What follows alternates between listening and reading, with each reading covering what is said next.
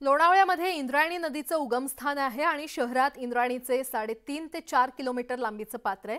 शहरातील जुनी भुयारी गटार योजना कालबाह्य झाली आहे, त्यामुळे सांडपाण्यावर कोणतीही प्रक्रिया न करता तेच पाणी थेट नदीपात्रात सोडलं जातंय। परिणामी नदीपात्रात गटाराचं स्वरूप प्राप्त झालं असून दुर्गंधी देखील वाढते। लोणावळ्यातील इंद्रायणी नदीला जलपर्णीचा देखील विळखा बसलेला आहे। आता वारी निघणार आहे पंढरपूरला, देहू आणि आळंदीपासून।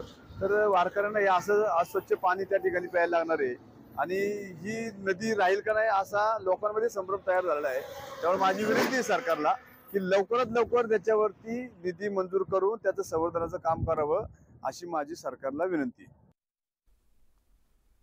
ज्या ठिकाणी उगम पावते त्या ठिकाणी ही नदी दूषित झालेली आहे।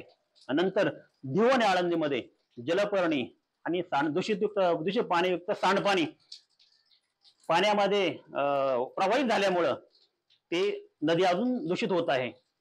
ही मला प्रशासनाला अशी विनंती आहे की हे थांबवण्यासाठी शुद्धीकरण प्रकल्प देहू आळंदी किंवा इतर गावा मिळून राबवावा असं मला वाटतं।